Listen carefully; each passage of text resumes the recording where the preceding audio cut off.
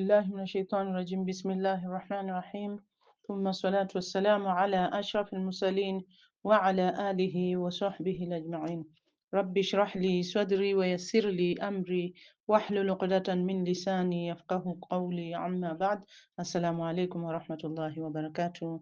My dear sisters in Islam, we are going to continue with our lecture, and today I'm going to talk about prostration of forgetfulness.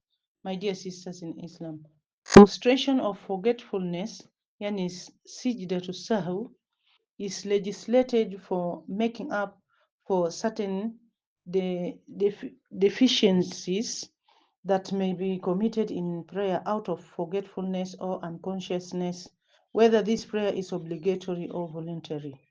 This prostration is performed in the form of two prostrations. The original source in which the legislation of this prostration is recorded is the hadith narrated by Al-Bukhari and Muslim on the authority of Abdullah ibn Bujaina, who said, once the Prophet ﷺ led us in the Dhuhr prayer and stood up after the second rak'ah and did not sit down. The people stood up with him. When the prayer was about to end and the people were waiting for him to say the taslim, he said takbir while sitting and prostrated twice before saying the taslim, and then he said the taslim. This hadith is reported by Al-Bukhari and Muslim. My dear sisters in Islam, actually prostration of forgetfulness was legislated both for humiliating and embittering the devil and for making right what has been made wrong because of forgetfulness, and so that a person's prayer can be valid, complete, and perfect. It has been also narrated on the authority of Abu Sa'id al-Khudri, may Allah be pleased with him, that Prophet ﷺ said, when any one of you is in doubt about his prayer and he does not know how many rakas he has performed, 3 or 4, he should cast aside his doubt and base his prayer on what he is sure of, then perform any prostrations before giving salutations.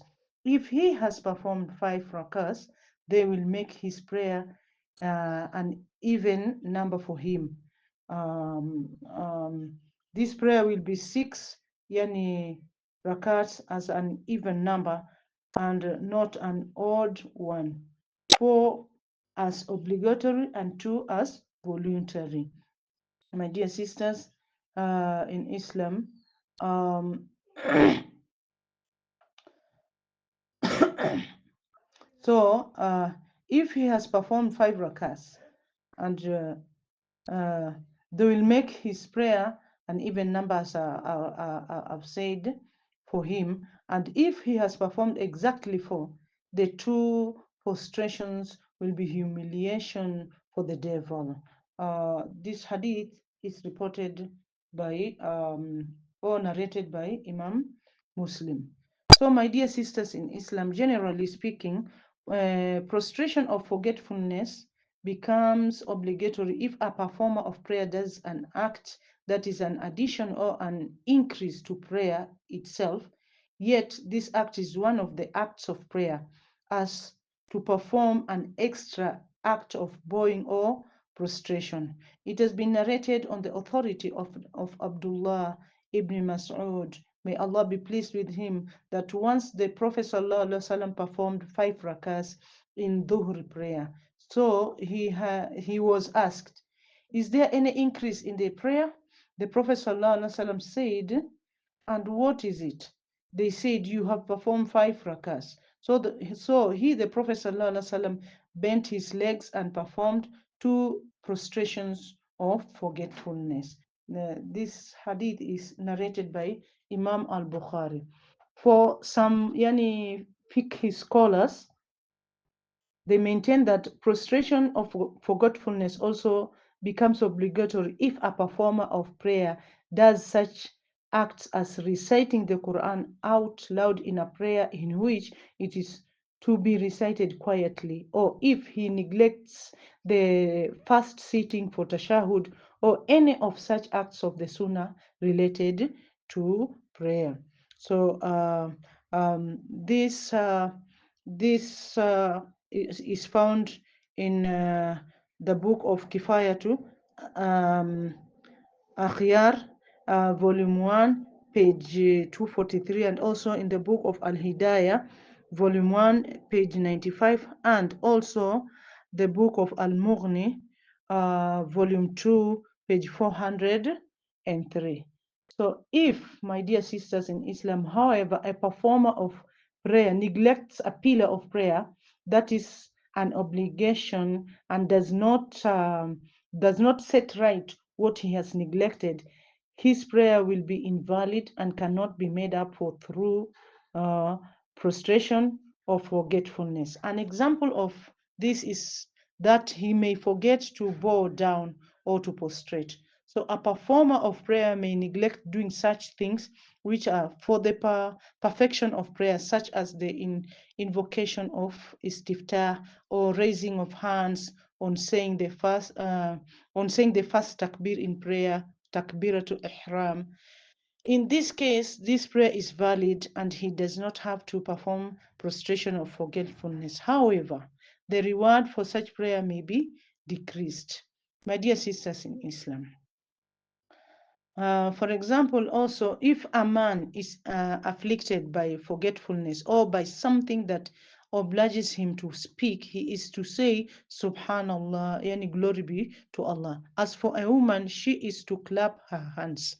It has been narrated on the authority of Sahal ibn Sa'ad, may Allah be pleased with him, that Prophet ﷺ went to establish peace among Banu Amr ibn Auf. In the meantime, the time of prayer was due, and the Muaddin went to Abu Bakr radiallahu anhu and said, will you lead the prayer so that I may pronounce the Iqamah? Abu Bakr radiallahu anhu replied in the affirmative and led the prayer. So Prophet sallallahu alaihi wasallam came while the people were still performing prayer, and he entered the rows of people until he stood in the first row. The Prophet the people clapped their hands. Abu Bakr radiallahu anhu never glanced sideways in his prayer, but when the people continued clapping, he looked and saw the Prophet sallallahu alaihi wasallam. So the Prophet sallallahu alaihi wasallam beckoned him to stay at his place. Abu Bakr radiallahu anhu raised his hands and thanked Allah that the Prophet sallallahu alaihi wasallam had ordered so, and then he retreated until he reached the first row. So the Prophet ﷺ went forward and led the prayer. When the Prophet ﷺ finished the prayer, he said, "Oh Abu Bakr, what did prevent you from what actually prevented you from staying when I ordered you to do so?" Abu Bakr radiallahu anhu replied, "How can Ibn Abu Kuhafa, meaning himself, dare to lead the prayer in the presence of Prophet sallallahu alaihi wasallam?" Then the Prophet sallallahu alaihi wasallam said to the people, "Why did you clap so much? If something happens to anyone during his prayer, he should make tasbih by saying Subhanallah, either glory be to Allah. If he says so, attentions will be drawn to him, for clapping is for women." This hadith is reported by Imam al-Bukhari. So, my dear sisters in Islam, inshallah, may Allah guide us all to the right path.